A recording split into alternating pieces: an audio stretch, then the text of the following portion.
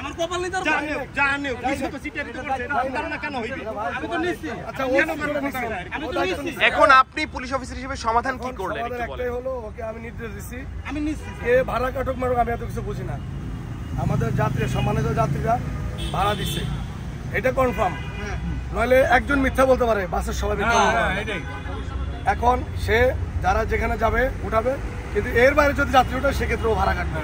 কিন্তু সবাইকে যার যার গন্তব্যে পৌঁছাই দিচ্ছে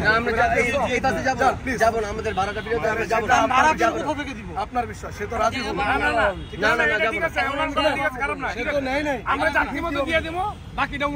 বাস চালক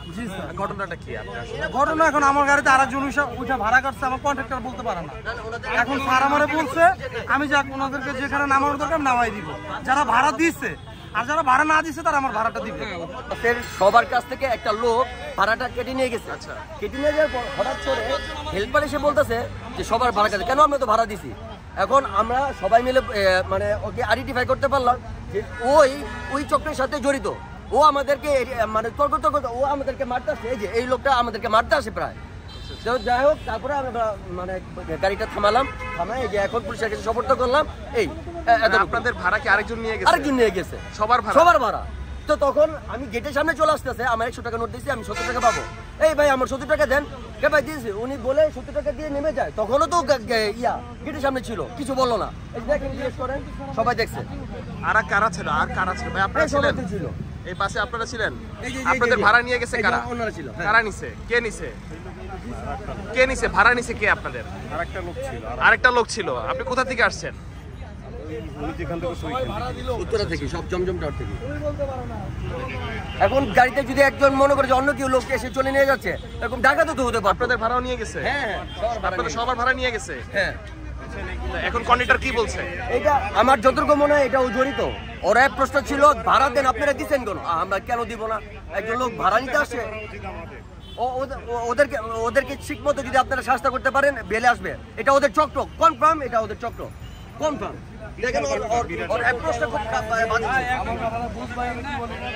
বসুন্ধরা টিস্যু অশুদ্ধতার বিরুদ্ধে এক বিন্দুও ছাড় নয়।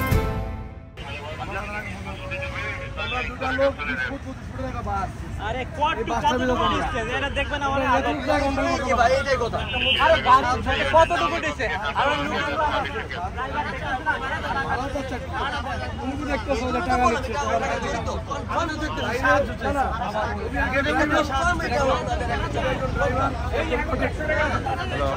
এতগুলো টাকা মানুষের কাছ থেকে নিল শোনো কথা কোন ক্লিয়ার ওরা যত ভাড়া দিছে সবাইকে এরপরে ভালো কি করতেছে ভালোভাবে সমাধান দিতেছে এটা আমরা আসলে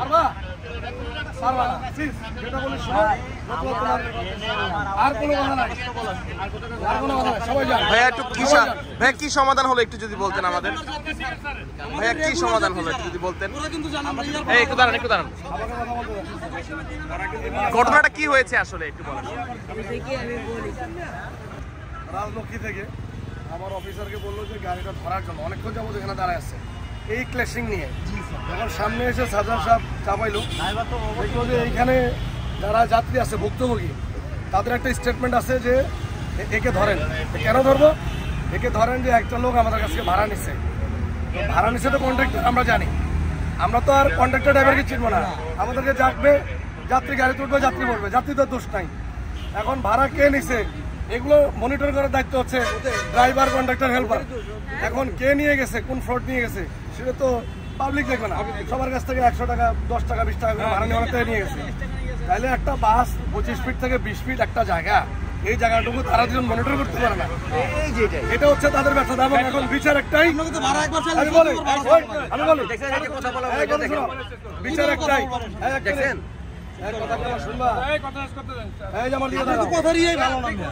ভাই আমার দোষ জন্ম হয়েছে 11 বছর ধরে চালাই আমি আপনি চালান আমি চিট করছি আপনি বলতেছেন আমি চিট করছি